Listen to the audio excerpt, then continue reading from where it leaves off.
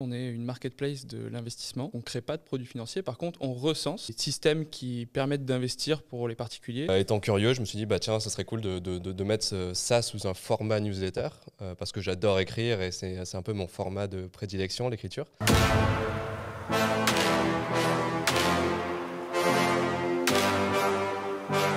Mars 2020, je lance Snowball pour partager. Je me dis, en fait, je pourrais transformer ça en une véritable entreprise. Apple, au début, c'était une forme de communauté. Ils avaient ce côté hobbyiste où, du coup, ils avaient créé ces fans et après, à partir de là, ils ont développé.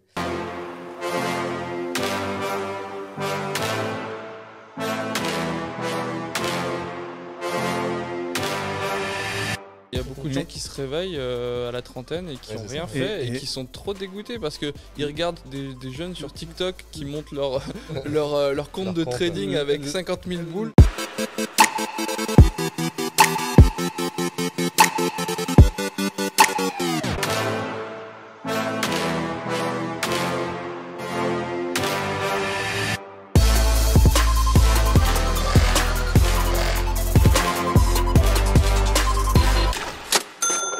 Salut à tous, je suis Yohan Torti, cofondateur d'MP Gestion Privée et j'ai l'immense plaisir de vous présenter Ma Question Préférée, le podcast qui vous aide à vous faire votre propre avis sur le monde de l'investissement. Je suis moi-même gestionnaire de patrimoine et dans ce cadre-là, je suis régulièrement démarché par des sociétés d'investissement qui souhaitent que je commercialise leurs produits. Je vous propose donc de participer à une conversation chaque mercredi entre une société d'investissement et moi-même, lors de laquelle nous allons faire la due diligence. Qu'est-ce que c'est la due diligence? C'est simplement l'ensemble des vérifications que doit opérer un investisseur avant de conclure un deal.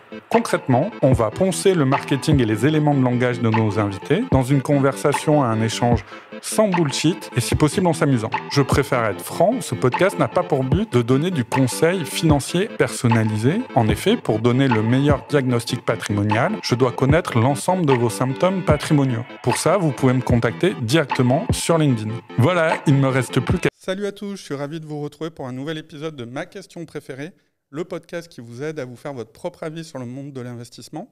Aujourd'hui, épisode un peu particulier puisqu'on va parler de différents sujets, notamment d'approche globale dans la gestion de patrimoine et l'approche produit, avec deux invités. Tout d'abord, Joachim Lemonnier, fondateur de Juicy Club. Bonjour, merci de m'avoir invité. Avec plaisir. Et Johan Lopez, que vous connaissez sûrement de la newsletter Snowball, du moins si vous êtes sur LinkedIn, c'est sûr vous le connaissez, qui a créé donc la newsletter Snowball. Tout d'abord, Johan, félicitations parce que tu sais, je t'ai fait la blague sur LinkedIn déjà, tu sais écrire ton prénom. Ouais, voilà, beau, hein. Et qu'il y a pas mal de Johan qui s'entêtent à mettre un H ou oublient un N. Ouais, c'est ça. Donc voilà, Y, 2 N. Donc l'idée, c'est dans un premier temps, est-ce que vous pouvez décrire donc, vos boîtes pour donc Joachim et après Snowball? Yes. Du coup, nous, chez Juicy, on est une marketplace de l'investissement. Donc, on ne propose pas de produits financiers à proprement parler. Donc, on ne crée pas de produits financiers. Par contre, on recense toutes les entreprises qui proposent soit des plateformes, soit des agences, soit des sites internet ou plus généralement voilà, des systèmes qui permettent d'investir pour les particuliers et on les recense sur cette plateforme et on les filtre par capacité d'investissement, enfin montant minimal d'investissement, rentabilité, risque, tout ça. En fait, ce qu'on essaie de faire, c'est une cartographie de l'écosystème en France pour le moment, mais plus tard, pourquoi pas en Europe et à l'international, de toutes les façons d'investir.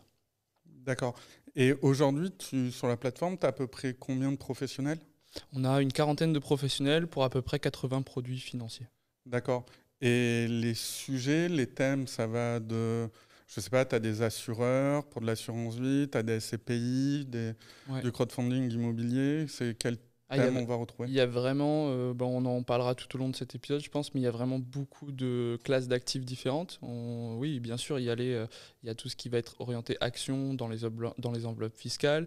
Il y a tout ce qui va être bien sûr immobilier, que ce soit immobilier papier avec de la SCPI ou immobilier locatif avec des agences qui vont accompagner vraiment de A à Z, on dit l'immobilier clé en main. Tout ce qui va être lié au prêt, attention, pas lending, je ne dirais pas. C'est trop tard, tu l'as dit.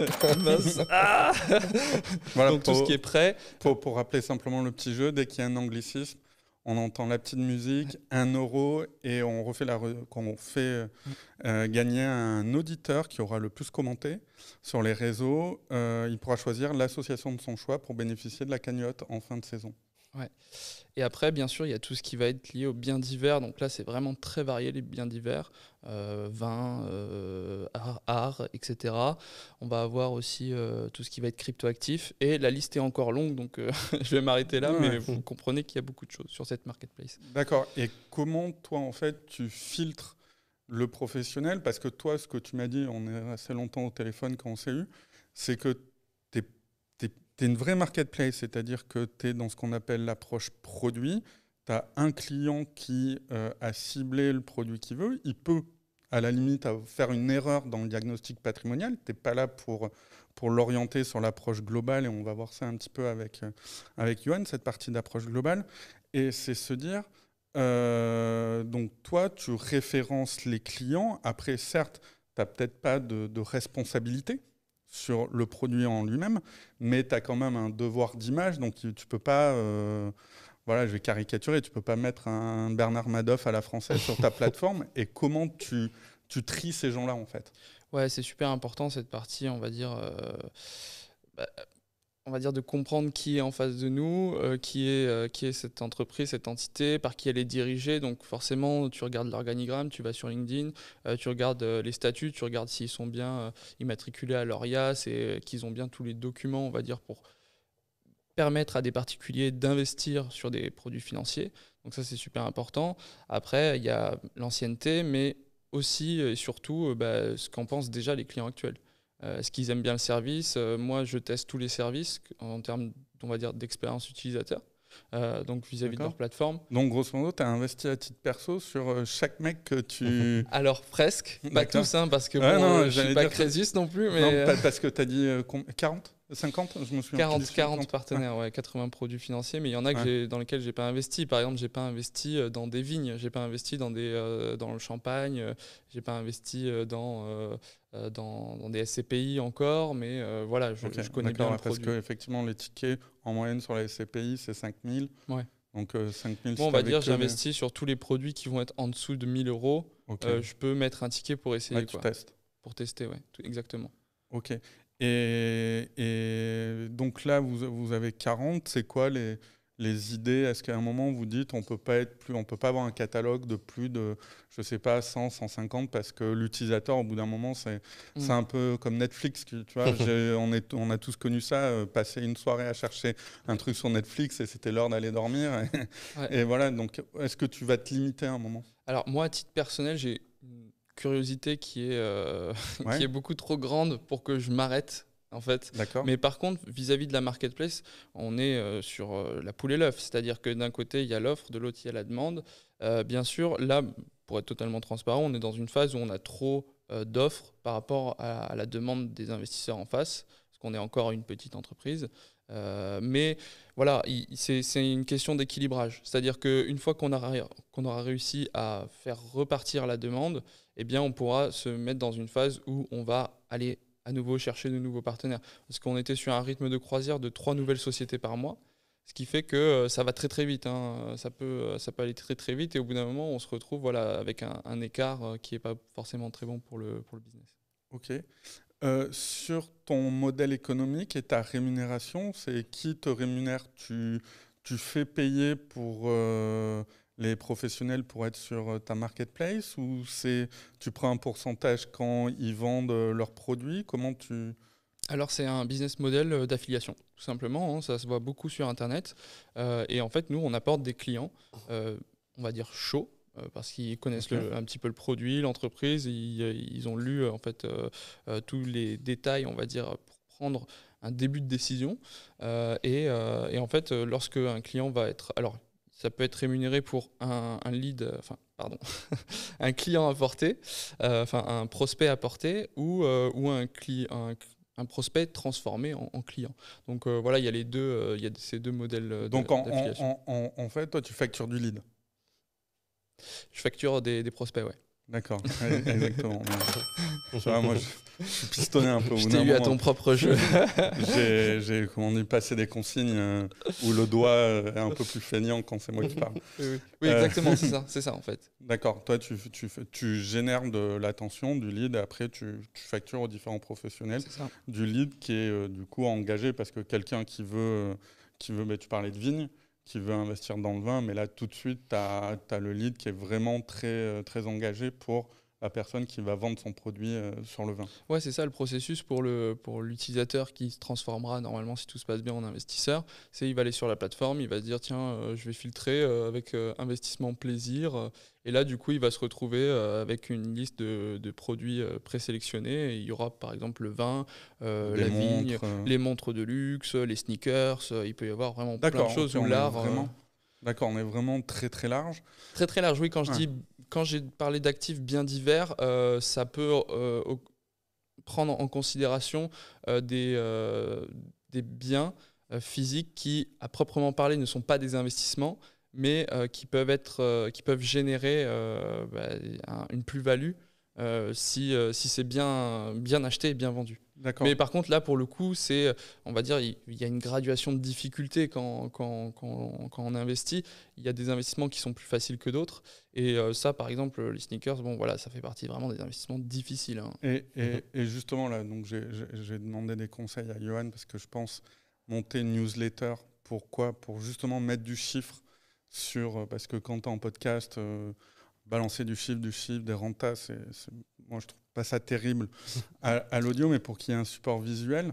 Mais du coup, mais ça serait pas mal dans la prochaine newsletter que tu nous mettes des exemples un petit peu. Et l'histoire des sneakers, ça m'intéresse. C'est comment toi, tu as quelqu'un qui t'appelle, qui te dit je veux avoir la visibilité, la marketplace m'intéresse. Du coup, comment tu peux analyser, moi j'en sais rien, comment on calcule un TRI sur des sneakers, tu vois, une rentabilité. Toi, comment tu travailles ça en fait ? Moi, je ne travaille pas tant la rentabilité, c'est-à-dire que tu peux sortir des chiffres, mais sortir des chiffres pour sortir des chiffres, ça ne va pas servir à grand-chose. Les gens qui rentrent dans... Enfin, je vais enlever le mot investissement par rapport à cet actif bien divers, et je vais plutôt parler de business, parce que ça va plutôt être un business en fait, d'achat-revente. Okay. Par contre, sur d'autres investissements, nous, on a un procédé qui est simplement de qualification de la personne qui vient sur la marketplace. Ça peut ressembler à ce qu'on appelle un PFI, donc un profil investisseur sur les plateformes agréées. Et l'idée, ça va être de comprendre quelle est sa capacité d'investissement, est-ce qu'il a déjà investi, si oui, dans quoi, combien, etc. De sorte à vraiment dresser un profil de la personne. Et à l'aide de ce profil, en fait, pouvoir lui faire des recommandations, pas des conseils, mais des recommandations de produits. C'est un peu comme sur un e-commerce, hein, tout simplement. Vous avez acheté ce produit, alors vous aimerez sûrement celui-ci. Là, on en revient à Netflix, aux recommandations. Ouais, c'est ça. Ok. Donc, on n'est clairement pas sur du conseil. Donc, toi, tu n'engages nullement ta responsabilité si, je ne sais pas, tu as un prestataire en crowdfunding immobilier et qu'au bout de 5 ans, il n'arrive pas à rembourser les investisseurs, ils ne peuvent pas se retourner contre toi. Tu n'as aucune responsabilité juridique. Non, je ne prends pas de responsabilité. Enfin, la société, en quelque sorte, a une assurance professionnelle. Ouais. Mais moi, à titre personnel, dans l'entreprise, je ne prends pas de responsabilité. Parce que, tout simplement, ce que je fais, c'est juste fournir de l'information qui est...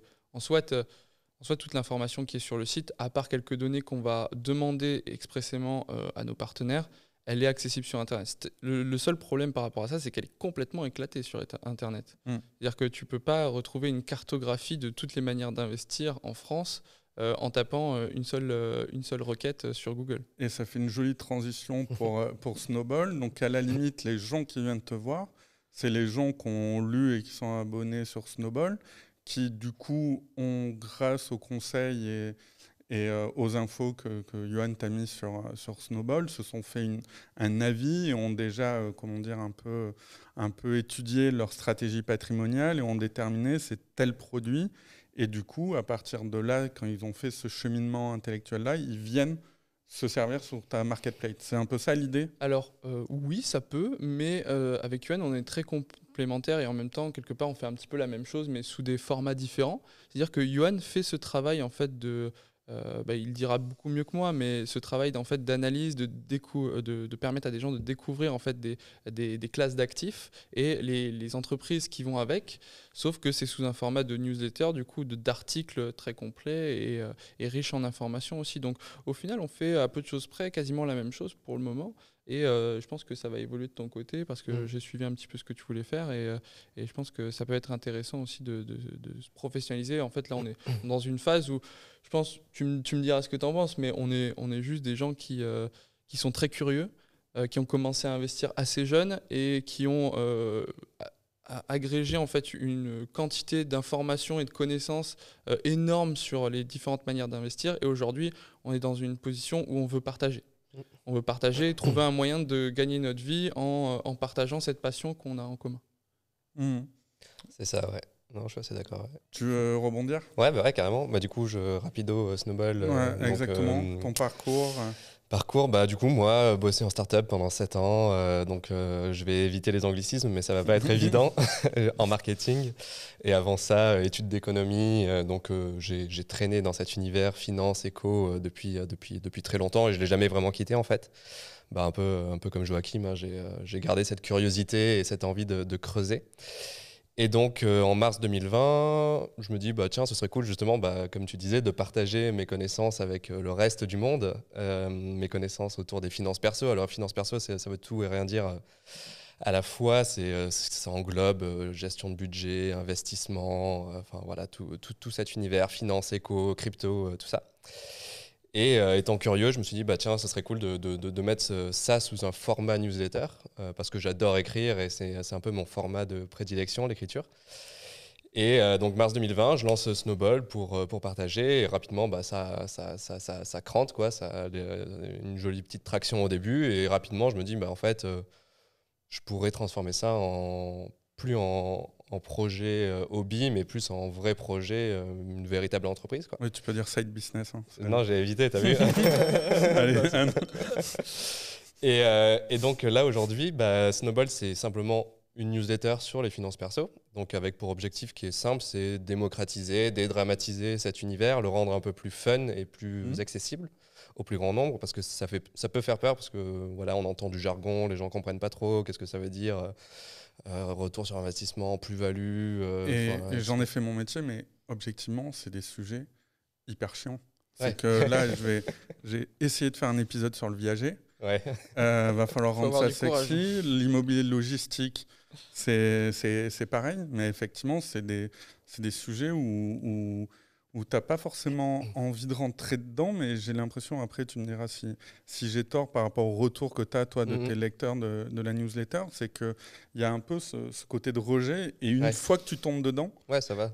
Ouais, mais tu deviens addict, et parfois, moi, je vois des gens qui me parlent, qui ne sont pas du tout du milieu, qui me disent j'ai lu un article sur l'AGFI, sur la logistique en Pologne. Ouais. Je prenais le train au lieu d'acheter Closer ou l'équipe, j'avais l'AGFI avec moi, tu vois. Je trouve ça assez dingue. Ouais, que tu as un côté addictif sur ces sujets. Ouais. Quand tu t'intéresses, c'est comme tout sujet, je pense. Moi, c'est marrant. Sur TikTok, je m'amuse à suivre l'histoire d'un gars qui pose de la fibre optique. Et je pense que c'est toute une question de comment tu racontes tes histoires. Et tout peut être passionnant, en fait. Moi, je déteste. J'ai aucune attirance pour les voitures. Ça m'intéresse absolument pas. Et je peux rester des heures sur la chaîne YouTube Villebrequin. Juste parce que je les trouve marrants et sympathiques. Et voilà. Je pense que tout sujet, il suffit juste d'avoir un angle et une histoire à raconter. Ouais. Et même si ça peut paraître très chiant en apparence, en réalité, c'est super intéressant de voir aussi la passion en fait, dans les yeux, dans la voix, dans les textes des personnes qu'on écoute. Ouais. Et pareil, moi, TikTok, je suis un gars qui, en fait aide les gens à enlever les nids d'abeilles ou de guêpes, tu vois, genre sur leur toit. Et genre, je trouve ça tellement... ça me passionne pas. Ça me passionne pas, tu vois, mais je suis happé par son contenu. Je sais pas trop pour quelle raison. Ouais. Sur Snowball, du coup, c'est quoi ? C'était une newsletter. Tu avais déjà vu un peu des formats de newsletter aux US, c'est un peu plus vieux que... Parce que je crois qu'on était aux États-Unis en même temps. Je t'ai entendu dans un podcast. En 2008, moi. T'étais où ? J'étais à Memphis, dans le Tennessee. Que moi, j'étais au Texas en 2008, pareil. Pas super loin. Ouais. Et oui, bien évidemment. Ouais, le format newsletter est vieux comme le monde. Hein. Oui. Après, moi, j'ai l'impression que c'est. Il y a eu un boom en 2020. Ouais. Vraiment. Enfin, ça a commencé aux US, ça a toujours existé, mais il y a eu un vrai boom en 2020, 2019 avec Substack, etc. Substack, qui est un outil du coup pour envoyer des newsletters, pour ceux qui connaissent pas. Envoyer, ça crée une newsletter et un blog en même temps. Et donc, il y a eu un énorme boom 2020, 2021. C'est un peu comme ce qui s'est passé avec le podcast il y a, je sais pas, 3-4 ans, où il y a eu une grosse explosion. Donc, évidemment, j'avais vu des news sortir et des news intéressantes, surtout anglo-saxonnes, mais pas grand-chose en France. Il y a Marc Fiorentino qui est cool, que je suis depuis un petit moment. Mais voilà, sur un ton un peu différent, il n'y avait pas grand-chose. Et c'est pour ça que c'est le padré de la profession. le pape. Ouais. Et du coup, je me suis dit, bah tiens, tu vois, j'ai réfléchi au début, me dire, est-ce que j'écris en anglais, en français, parce que j'avais aucun. J'écris aussi bien en anglais qu'en français, je pense. Enfin, j'écris même mieux en anglais qu'en français, je pense. Je fais moins de fautes. Mais du coup, je me suis dit, il y a vraiment un trou là en France. Il n'y a pas grand-chose. Et en effet, le format newsletter en France sur ce secteur des finances perso, il n'y a pas énormément en fait. Donc c'est pour ça que je me suis dit, allez, on va en français et on va essayer de débroussailler un peu tout ça, quoi. D'accord, donc tu la sors tous les semaines, c'est ça? Alors ouais, il y a plusieurs formats parce que du coup c'est une newsletter gratuite et payante. Tu as commencé par le gratuit pendant combien de temps à peu près? Pas très longtemps, ça a duré 1 mois et demi, 2 mois. Dès que j'ai eu des bons retours, en fait, je me suis dit ça apporte une vraie valeur ajoutée, donc je vais essayer d'aller encore plus loin et de monétiser tout ça. Donc en mars 2020... Ce n'est pas un gros mot, hein, monétiser, parce que voilà, on parle des frais, des CGP, des machins, et c'est... Au bout d'un moment, tu bosses, il faut bien que tu vives. Donc, c'est des heures passées, donc c'est assez normal. Et puis de toute façon, quand les gens sont prêts à payer, c'est qu'ils acceptent de payer. Donc, oui, c'est que tu as une valeur ajoutée. Exactement, ouais. Et surtout, on en reviendra sur ce sujet-là, mais moi je pense que quelqu'un qui peut te faire gagner ou éviter de perdre beaucoup d'argent, il mérite d'être payé quand même. Donc c'est quand même quelque chose de super... après, tu vois, moi les infos, le problème, je vais les donner, mais parce que c'est les sources et encore une fois, je veux pas... C'est ce qui m'est revenu aux oreilles, c'est que la boîte, notamment Tacotax, qui grosso modo vend de la déclaration d'impôt, à un moment avait un énorme volume d'utilisateurs qui allaient trafic sur leur site internet. Et je sais pas en marketing comment tu appelles ça, mais une conclusion de sortir les personnes qui sortaient la carte bleue était quasiment en dessous du %. De conversion. De conversion. Et donc du coup, ils ont switché sur des ventes de leads, au CGP notamment. Voilà, et que moi, tu vois, encore une fois, dans l'épisode avec Alexandre Toussaint, c'est ce que je disais déjà, je me tire une balle dans le pied, les clients vont me détester. Mais je pense que ce que tu dis, les gens aiment beaucoup les choses gratos. Et le conseil, ils ont quand même du mal à sortir, à le payer. Pour un conseil individuel, mais tu vois, ce que fait Yoann, c'est un conseil global. Tu vois, et du coup, il n'y a pas cette notion déjà de responsabilité, entre parenthèses. Hein, bien sûr, on peut toujours en voir là où il n'y en a pas, mais il n'a pas vraiment de responsabilité vu que c'est un condensé d'informations qui n'a pas pour vocation de conseiller une personne en particulier, mais un groupe de personnes qui s'intéressent à une classe d'actifs en particulier. Donc là, c'est différent, mais pour autant, tu vois, il peut faire plus de volume aussi parce qu'il y a plus de personnes. Donc, in fine, avec le modèle de Yoann, qui n'est pas du conseil, il peut gagner plus qu'un CGP qui va avoir, par exemple, plusieurs clients, même s'ils sont très riches. Mais lui, s'il a 10 000 personnes qui sont abonnées à 5 € par mois, tu vois, il peut faire plus qu'un conseiller un peu haut de gamme. Et ça, je trouve ça intéressant et je trouve que ça renverse un peu le game. Le jeu. tu touches le grand nombre, beaucoup plus de personnes, une assiette beaucoup plus large.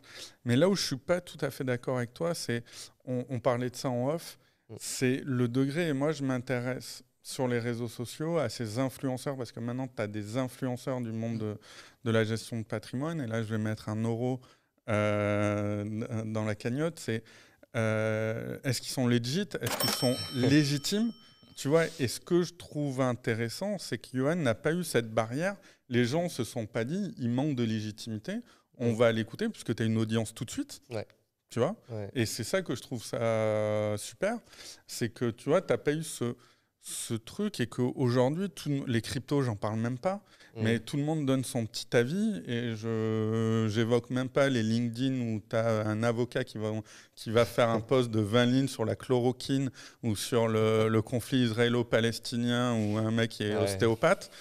Et que parfois, c'est un peu un terme marxiste, mais ou Bourdieu, d'où tu parles, tu vois. C'est pourquoi tu parles, quelle est ta légitimité. Et toi, tu n'as pas l'air d'avoir rencontré, parce que tu as une adhésion forte très vite. Ouais, mais après, je pense que ça a été fortement lié à ce côté transparence que j'ai voulu avoir dès le début. Le fait de partager, ça va de combien j'ai d'abonnés, combien je gagne, jusqu'à... Et ça, d'ailleurs, ça m'a fait rire, parce que comme je te disais, moi, je découvre le marketing, je fiscalise vraiment des études à l'ancienne. Et je me suis dit, au bout d'un moment, est-ce que... il n'est pas doué en marketing et il n'y a pas un côté fake it until you make it. Parce que moi, je te dis, j'y ai pensé pour ma question préférée, de dire la première vidéo doit à peine arriver aux 600, là, la toute première, et commencer à faire sur LinkedIn, merci, vous êtes 20 000, c'est génial. C'est dur quand t'es nobody, quand t'es personne. Pour attirer du monde, et que je pense, je pense qu'il y a un côté comme ça, tu vois, si tu fais un truc, fake it until you make it, que les mecs, tu fais, limite, t'offres un iPhone au 50 millième auditeur bidon, qui n'existe pas, et là, les mecs vont se dire, mais c'est quoi ce truc qui fait 50 000 en moins d'un mois, je vais rater le train. Tu peux jouer avec ça, mais après, c'est une question de morale, après, et d'éthique, mais... Mais non, du coup, heureusement, j'ai pas eu besoin de faire ça, mais oui, beaucoup de startups le font, hein, d'arrondir au 10 millième au-dessus, au 10 000 supérieur, suivant, quoi. Mais non, mais ouais, du coup, cette transparence, je pense que ça a beaucoup joué, et je pense qu'après, ça a été surtout le ton, tu vois, j'expliquais les choses de façon assez pédagogique, donc les gens voyaient que c'est pas... Hyper carré, du coup. Ouais, assez carré, justement, et les gens voyaient que c'est pas quelqu'un sur TikTok qui va te dire « Achetez du Bitcoin, je sais que ça va aller à 100 000 », et c'est tout. Il te dit pas pourquoi. Et du coup, j'essayais, tu vois, à chaque fois, même si forcément, je suis biaisé, forcément, parce qu'il y a des sujets, tu vois, je suis plutôt... optimiste sur les cryptos, par exemple, donc forcément quand je vais en parler de façon plutôt optimiste, mais j'essaye toujours de toute façon, il faut que les gens comprennent, c'est qu'on est dans une science molle, on n'est absolument pas dans une science dure, et qu'on a tous des biais, et c'est pour ça, pas plus tard hier soir, il y a quelqu'un qui me demandait c'est quoi un bon investissement, et en fait le bon investissement, ou c'est quoi le bon coût immobilier pour ta résidence principale, en fait c'est totalement personnel. Bah oui, c'est chacun a sa vision. Du bon coût, des critères, ainsi de suite. Le risque, la sécurité, chacun a sa vision. Et donc, tu faisais ça, entre guillemets, sans accréditation. Et là, tu m'as rencontré, c'est comme ça qu'on a échangé, je crois, pour la première fois. Tu demandais des conseils pour devenir CIF, conseiller en investissement financier. T'en es où dans la démarche et pourquoi cette démarche-là ? Alors, c'est assez simple parce que du coup, quand j'ai vu que Snowball commençait à décoller un peu, je me suis dit, qu'est-ce que j'en fais ? On n'a pas donné le nombre d'abonnés ? Aujourd'hui, on s'approche, là je dois avoir 14 700, donc on s'approche des 15 000. Et en tout. Et en payant, je pense qu'on doit être à 2612, un truc comme ça. D'accord. Et tu factures combien ? Alors c'est 6 € par mois ou 60 par an. D'accord. Donc tout simplement. Okay. C'est gratuit pour les étudiants, donc s'il y a des étudiants qui nous écoutent, venez. Parce que et ça, c'est un vrai sujet, et c'est bien que tu embrayes, parce que moi, j'ai pas mal d'étudiants qui me suivent sur LinkedIn. On en parlait aussi en off, c'est que souvent, on va avoir des connaissances académiques, tu vois. Et moi, ce que je trouve, et je te disais, qui est vachement bien dans ton parcours, c'est que tu as un peu mis la charrue avant les bœufs, mais c'est positif dans ce que je veux dire, c'est que tu as créé une communauté. Donc, à la limite, je vais un peu caricaturer, mais tu aurais pu venir prendre une formation en 4 ans ou 5 ans d'ostéopathe. Tu aurais toujours eu ta communauté, des gens qui t'auraient suivi, tu vois ce que je veux dire.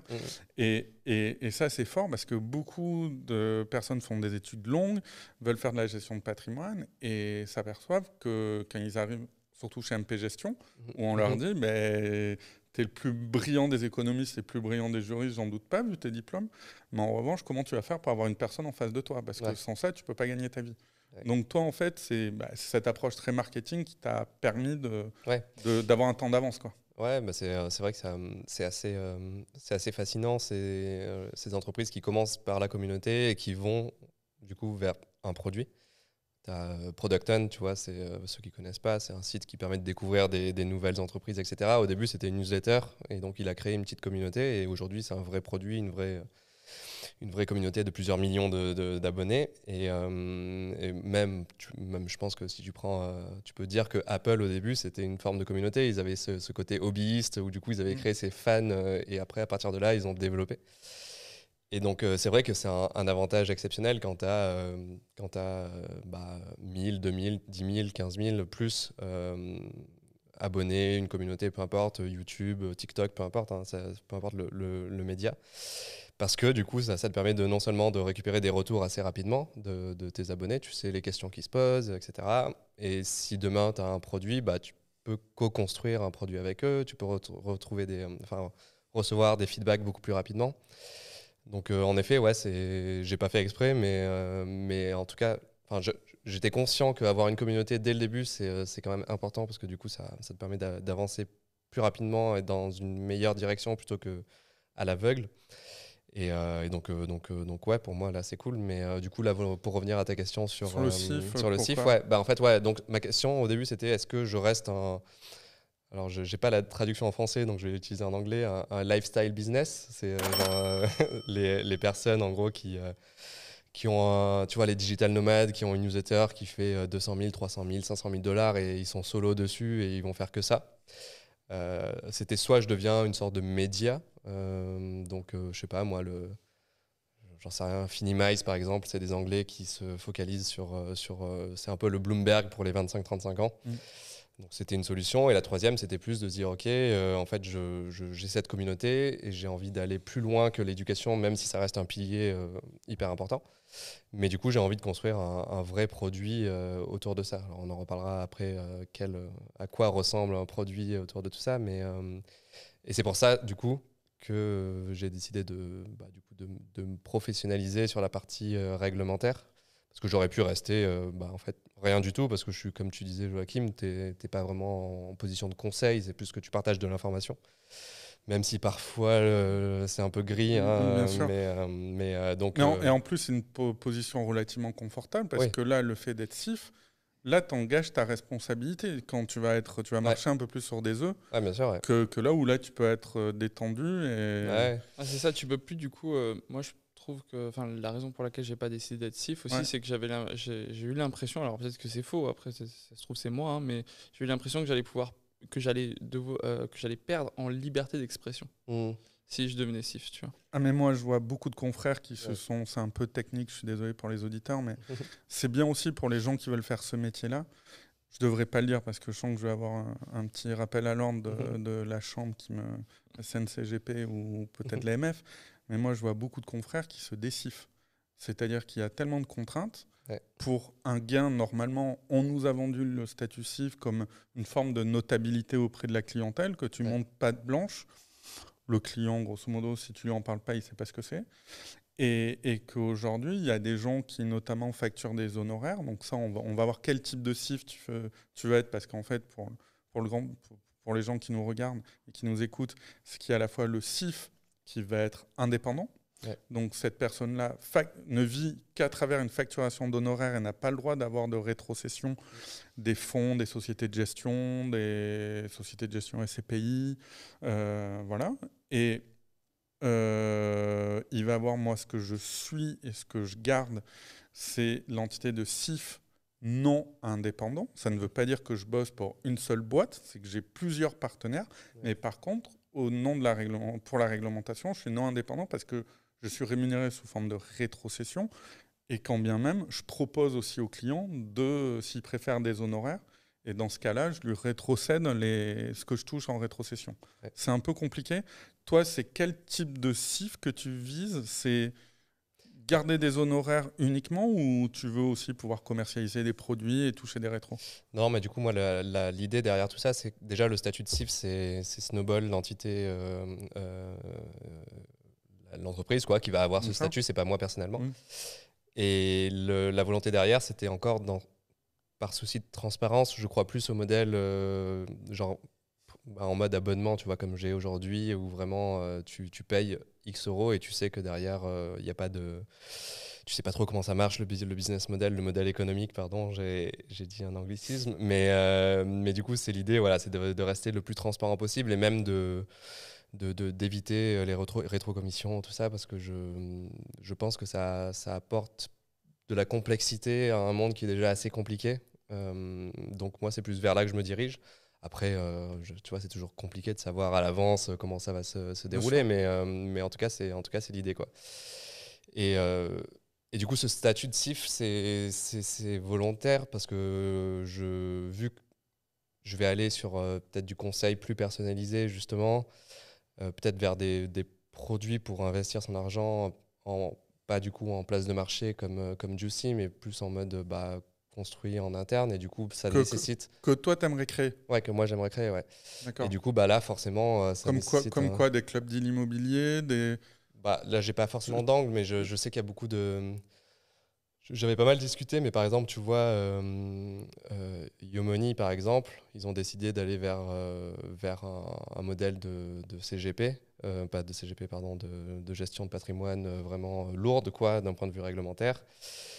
Et après, quand on a discuté un peu avec des anciens de là-bas, ils m'ont dit, en fait, on aurait pu faire quasiment la même chose avec le statut de CIF, tu vois, c'est juste qu'on aurait changé un peu le modèle interne, ça aurait pas été exactement pareil. Donc, potentiellement, ça peut être proposé, je sais pas, je sais pas aujourd'hui encore, mais ça peut être une assurance vie, ça peut être se dire, ok, en fait, c'est un compte titre un peu plus automatisé. Enfin, il y a plein d'idées possibles. Mais du coup, c'est aller vers là. Et là, forcément, tu dois rentrer dans un milieu réglementaire. Être un nouveau Nalo, quoi, grosso modo. Pas forcément Nalo, parce que du coup, eux, ils sont vraiment sur un truc vraiment très particulier, assurance vie, objective-based. Je sais pas comment on traduit ça. Goal-based investment. Goal-based, exactement. C'est-à-dire, nous, en fait, c'est ça me fait... J'aimerais beaucoup les recevoir, pour parler notamment des frais et tout. C'est un épisode que j'aimerais faire. Et ça me fait rire parce que tout le monde est à fond sur cette notion de goal-based investment. En fait, nous, chez les vieux ringards CGP que je suis, on appelle ça, et c'est pas du tout sexy, c'est pas du tout marketing, on appelle ça des lignes de vie. C'est-à-dire que grosso modo, on dit aux clients, on va faire un contrat d'assurance vie pour les études de vos enfants. C'est joli, ligne de vie, c'est poétique. Pour votre retraite ou votre dépendance, votre Alzheimer, il y aura un deuxième contrat d'assurance vie où là, comme on a un peu plus de temps, on va partir sur un peu plus d'unités de compte, donc un peu plus de risques. Et en fait, ils réinventent un peu la roue avec le goal-based investment qui est la base de notre métier. Et c'est simplement, on en revient sur cette notion d'approche produit, c'est parce que je trouve que les clients étaient tellement dans l'approche produit que ce que je disais ce matin à Alexandre Toussaint sur l'épisode du crowdfunding immobilier, c'est que en fait, je pense que l'industrie fournit aux clients ce qu'il veut. Et il s'adapte. Et que dire qu'il n'y a que des méchants, comme j'ai pu m'exprimer sur un épisode de La Martingale sur LinkedIn, où grosso modo, il n'y avait que des méchants CGP, je me dis, on dédouane beaucoup le client. Qui, voilà, moi, j'ai fait beaucoup de rendez-vous en prospection dans le dur téléphonique. Et au final, sur 3000 à peu près rendez-vous, il y a 5 personnes qui ont sorti leur chéquier. Au bout d'une heure et demie, je parlais de droits de succession, comment éviter les droits de succession. En honoraire. Ils ont, juste par politesse, dit, je vous ai pris 1h30, vous avez répondu à mes questions, vous êtes allé bien au-delà de la demi-heure de présentation, machin, est-ce que vous pouvez me passer le produit parce que je vais pas ne pas répondre à une question en disant, tu vois, sortez le chéquier et je vous réponds promis. et là, toujours des personnes âgées qui ont eu ce réflexe de dire, bon, merci, ça fait 2 heures, il est 22h30. Je vous rémunère. Voilà, combien je vous dois, quoi. Et donc, il y a aussi, et moi, les clients qui me disent systématiquement, alors que c'est des concurrents, ma banque, ils sont pas réactifs, ils sont nuls, j'ai aucun service. Je me dis, mais vous avez sorti votre chéquier. Vous payez des frais, vous dites que les frais sont exorbitants, mais si vous sortez votre chéquier, il n'y a pas de sujet de frais. Et c'est pour ça que voilà, et justement, ça me fait penser à une boîte, je vais pas dire le nom, c'est attention aussi au modèle. Voilà, c'est une boîte qui, grosso modo, fait du cashback. Parce que toi, c'est un peu aussi, c'est cette idée. Je pense que vous voyez de qui je parle, mais qui fait Il y en a plusieurs. D'accord, uniquement sur les SCPI. Voilà. Bon, la petite devinette, c'est une femelle animale, le nom de... Voilà, vous trouverez. Et, Tu m'en du avais coup, parlé. pourquoi je ne veux pas donner leur nom? Parce que ce que je vais dire, ils ne seraient peut-être pas ravis qu'on en parle. Mais grosso modo, la personne, moi, je l'ai eu au téléphone pour discuter parce que je dis, on ne va pas s'insulter sur les réseaux sociaux. et l'idée, c'est qu'il se dit, grosso modo, les CGP, vous êtes des gorées. Sur les SCPI, vous prenez du 5%. Et moi, je vais tuer le marché, je vais me rémunérer à 1. Chose à ce que je lui ai expliqué, que si tu veux être vraiment dans une réglementation CIF, tu as un nombre de rendez-vous, R0, R1, R2, plein de choses à prendre en considération. Tous les ans, tu as vendu un produit CIF, donc tu dois faire un profil de risque, et ainsi de suite. Et que si c'est très procédurien en fait. Hein. Exactement, et les gens ne se rendent pas compte. Tu peux pas y aller en mode voilà, ça c'est chouette et tout. Exactement, et en fait, les gens ne se rendent pas compte que voilà, je prêche un peu pour ma paroisse, mais quand tu prends 5% sur un ticket de 100 000, ça peut paraître beaucoup d'argent pour certains. Mais en fait, ça rémunère tous ces rendez-vous-là que tu vas peut-être pas refacturer derrière. Et la personne, moi, ce que je lui dis, c'est bien ton cashback, tu vas vivre avec 1%, mais pour faire à peu près 200 000 euros de chiffre d'affaires, qui sont les gros seuils quand tu as peut-être une secrétaire à payer, un peu de personnes, voilà, pour faire 200 000 euros de chiffre d'affaires, mais il faut que tu fasses 20 millions de ventes. Et si ton ticket moyen est de 20 000 euros, tu calcules le nombre de ventes, si tu dois faire 3-4 rendez-vous. Donc en fait, le mec, ce qu'il m'a dit, c'est non, mais moi, je fais pas de conseil. Ouais, mais tu n'as pas le droit d'être CIF si tu ne fais pas de conseil. Donc, c'est là. Et c'est pour ça que ça m'intéresse un petit peu de discuter avec vous. Ça peut peut-être ennuyer les auditeurs, mais vous êtes plutôt jeune et un petit peu disrupter ce modèle de gestion de patrimoine avec des modèles complètement différents. C'est pas facile d'être dans la zone grise. Hein. Et en fait, le sujet, moi, je serais ravi d'être disrupté, mais avec des boîtes qui sont rentables. Tu vois, pas qui vivent de levée de fonds infinie. Et voilà, parce qu'à 1% de marge, c'est pas vrai, tu peux pas vivre. Le modèle de Yuan, il est clairement rentable. Oui. Le nôtre, on ne sait pas trop encore. Voilà, il nous faut beaucoup plus de volume pour que ce soit le cas. Ouais. Mais du coup, on est dans une phase où, oui, on a ce besoin en financement, comme tu le dis, pour atteindre une phase où on rencontre vraiment le marché et on a un bon équilibre, comme je le disais, entre l'offre et la demande. Mais tu vois, un modèle comme celui de Yuan, moi, je le trouve super intéressant. Si c'était à refaire... Je préférerais 1000 fois lancer une newsletter comme ça et la monétiser sur une petite communauté plutôt que de faire des démarches pour être CIF et être ultra procédurier avec des clients qui ne reconnaissent pas toujours ma valeur. Bien sûr. Après, c'est mon avis personnel. Hein. J'ai mis l'anecdote sur des clients. Voilà, il y en a des très très sympas et voilà. Après, oui, parce que les clients qui ont avec toi, par exemple, qui ont payé, qui payent de l'honoraire ou qui ne paient pas, qui me financent via leur rétro. C'est ça.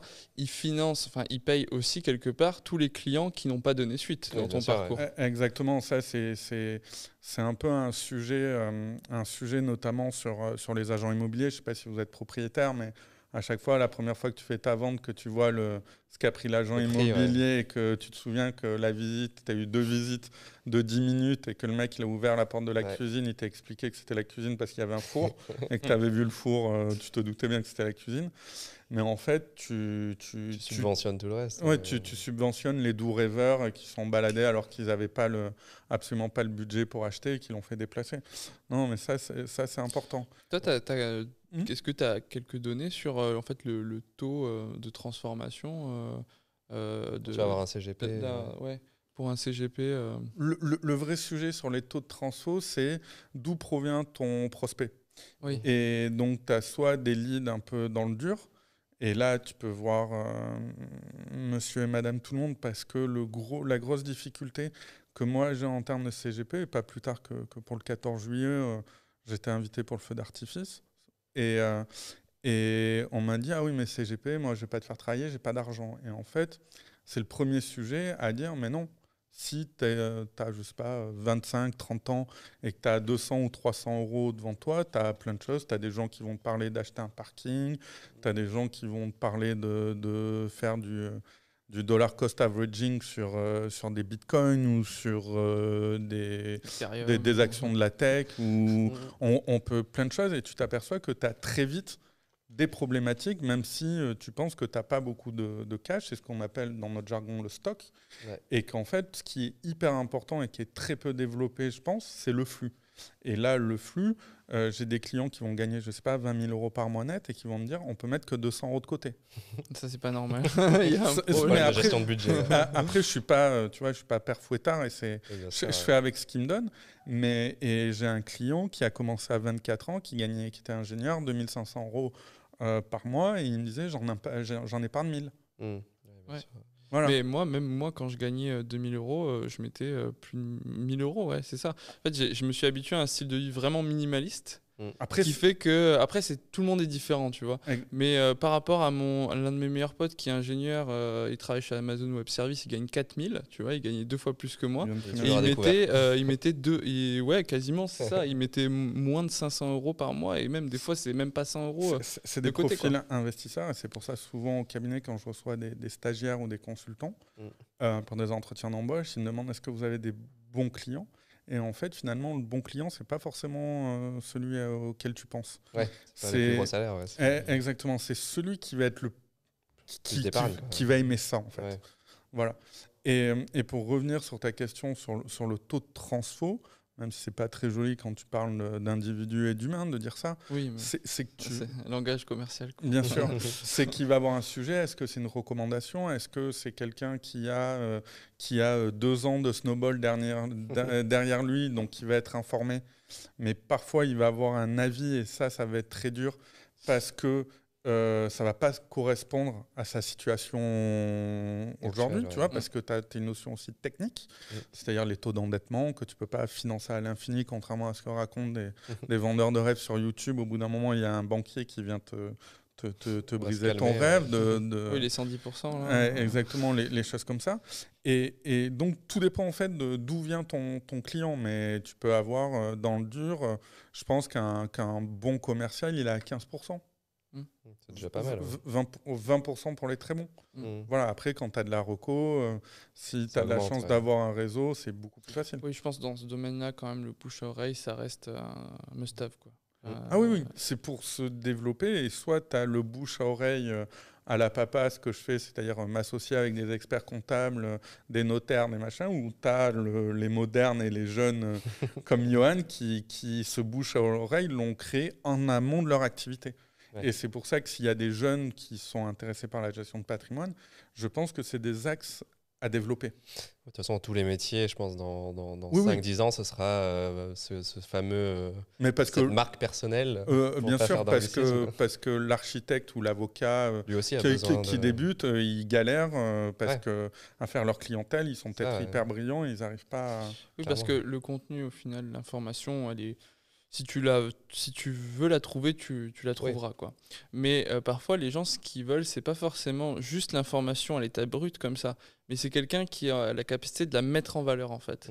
Et on en revient à cette idée d'histoire et, comme tu le disais aussi, de notion que nous, en tant qu'individus, on peut aussi incarner une marque à travers justement cette idée de transparence, de bienveillance, de démocratisation. Et du coup, les gens qui nous lisent, qui nous écoutent, qui nous regardent, peuvent se reconnaître en nous et du coup vouloir suivre ou marcher dans nos pas, tu vois. Par exemple, un truc que je trouve très intéressant que tu as fait, Johan, c'est les Snow Peaks. C'est ça, en fait, lui, il partage son portefeuille, il partage les actions qu'il a sélectionnées, il explique pourquoi, tu vois. Et du coup, les gens vont bien sûr lire cette information, mais aussi se mettre un petit peu dans la tête de Johan et mieux le comprendre. Et du coup, ça te rapproche de ton audience, je pense. Oui, oui, la communauté, c'est l'essentiel, mais notre métier, c'est pour ça, nous, ça va faire 10 ans que je suis dans le métier, et j'entends dire, tout seul, tu vas mourir. Pas plus tard que hier, j'ai eu quelqu'un qui voulait me prendre dans son groupement de CGP et tout, et moi, je pense que au niveau réglementaire, il y aura un sujet. Au bout d'un moment, plus tu grossis, plus tu as des sujets. Ouais. Mais l'intuitu personae, c'est On n'a pas mis de cagnotte En latin. en latin. Parce que là, on est protégé. On aurait fait 50 centimes de cagnotte. Mais voilà, pour le coup. Mais oui, c'est important. Et comme je dis aux gens, on commercialise beaucoup les mêmes produits, on ne va pas se mentir. Oui, bien sûr. Et que, en fait, les gens vont se dire, mais j'ai passé un bon moment, si tu feras des rendez-vous en direct un jour, si tu changes de modèle. Avec Johan, qui était sympa, on a bien rigolé, mais je préfère bosser avec lui que le conseiller ami de mon père qui a 30 ans de plus que moi et avec qui je suis moins aligné en termes de goût, en termes de vision du monde. Et que c'est pour ça que je pense que les jeunes qui nous écoutent, développer... c'est obligatoire le savoir-faire, ça c'est un prérequis, mais le savoir-être, c'est un peu bidon, on a l'impression de faire de la philosophie de coiffure, mais c'est hyper important. Ah oui, mais quand tu es SIF, le savoir-être, tu fais pour certaines personnes, si tu es là depuis longtemps et que tu as toute la famille, on va dire, dans ton portefeuille client, tu fais partie de la famille, quoi. Genre Oui, tu peux avoir des relations pas très très proches non plus, mais y a des relations quand même beaucoup plus proches moi je peux parler de choses cette relation client et prestataire, quoi. Un petit peu marrant, c'est que je dis à mes clients, notamment sur les clauses bénéficiaires dans les contrats d'assurance vie. C'est-à-dire que quand vous signez un contrat d'assurance vie, vous indiquez quel bénéficiaire aura le capital lors de votre décès. Ouais. Et ce que je dis, avant de quitter votre mari ou votre épouse, je dois être informé avant lui ou elle pour faire la modification de la clause bénéficiaire. Parce que si jamais... Voilà, on ne va pas faire trop de blagues sur le féminicide, mais si il vous arrive quelque chose quand vous annoncez que vous partez, mais au moins que vous ayez échangé et que c'est une autre personne qui touche le capital. Mais c'est exactement ça, tu es dans la vie des gens en fait. Et puis même en termes de données, en termes de récupération de données, tu es aussi vraiment dans la vie des gens. Je peux parler de 2 histoires. Mon premier rendez-vous CGP, la personne m'annonce qu'elle a une maladie longue durée. Donc je ne savais pas ce que ça voulait dire et du coup ma sœur est cardiopédiatre, je lui ai demandé, donc elle m'a dit voilà, et il se trouve que c'était le VIH et au bout de 20 minutes, première fois à 26-27 ans, il y a quelqu'un qui m'annonce qu'il est gravement malade et que c'est pour ça qu'il veut voir un conseiller en gestion de patrimoine pour préparer sa fin de vie, quoi, tout simplement.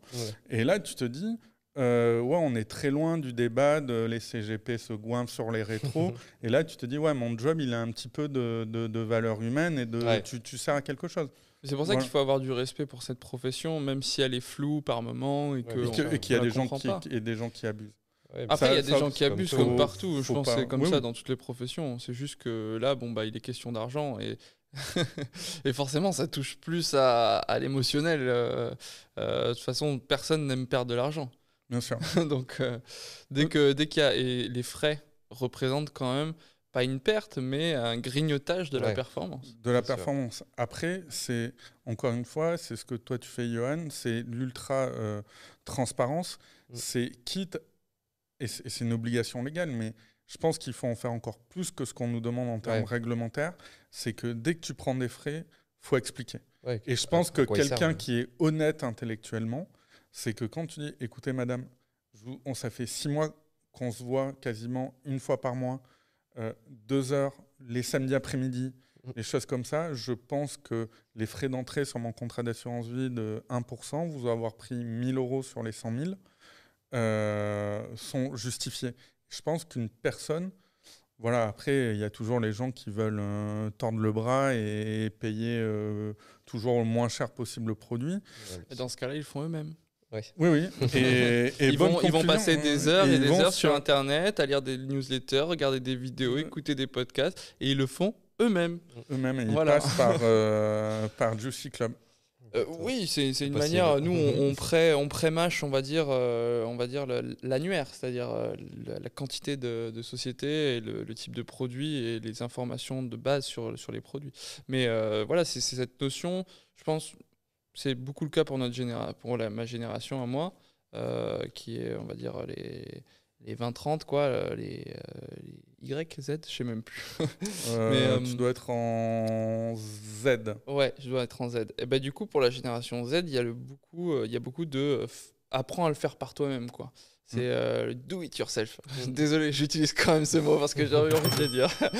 On pourrait dire que c'était un slogan. Et il y a ce côté où voilà, on apprend à faire par nous-mêmes. En plus, quand tu es très très jeune, généralement, tu n'as pas beaucoup de revenus. Et ce que je vois de cette génération Z là, qui a en ce moment 18, 19, 20 ans, c'est que c'est ils sont dans cette réflexion business, ils sont dans cette réflexion investissement, mais pas dans le sens ligne de vie, tu vois. Ils sont plus dans le sens poker, enfin gambling, tu vois, genre vraiment jeu d'argent. Et les Robinhood ont recruté, ont fait des applis typiquement pour eux où que quand tu gagnes, tu as les ballons, les confettis. Et c'est beaucoup le cas aussi dans l'univers crypto. Hein. Énormément le cas. Bien sûr. Sauf que ces gens-là doivent se méfier, c'est que ta vision du monde, et même moi, je te promets, quand j'ai commencé, ma vision investissement, ce que je disais aux clients, ça sert à rien d'être propriétaire, faites de l'effet de levier pour vous acheter votre immobilier. Bizarrement, tu arrives à 35 ans, tu te projettes peut-être d'avoir des enfants, et cette vision-là, moi j'ai fait de l'entre-deux, j'ai fait une résidence principale qui me donne du revenu. Mais parce que je n'ai pas encore lâché cette affaire d'avoir une résidence principale qui ne donne pas de revenus. Voilà. Mais c'est possible. Mais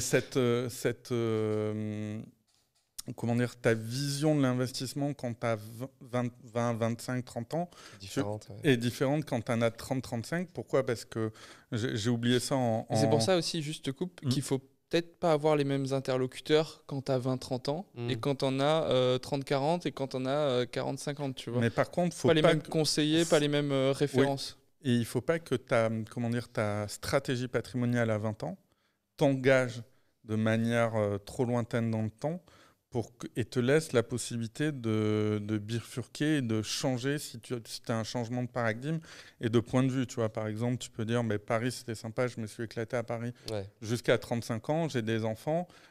J'ai tué ma capacité d'endettement parce que j'ai fait du locatif avec Immocities, Bivouac, tous ces gens-là qui sont sympas et très bons professionnels. Mais en attendant, maintenant, j'avais un budget pour m'acheter ma maison à 250 000, ma résidence principale que je ne pouvais pas m'acheter à Paris vu les prix. Ta stratégie, elle est différente. Tu vois ? Et là, tu vas devoir sortir, revendre des actifs. Est-ce que c'est le bon timing, pas le bon timing, les plus-values, les moins-values ? Et que moi, je conseillerais vraiment les gens de 20 ans. Alors, j'ai utilisé le mauvais mot conseiller, alors que justement, on n'est pas là pour donner du conseil. Mais, recommander. mais au-delà de ça, c'est de se dire de rester relativement liquide.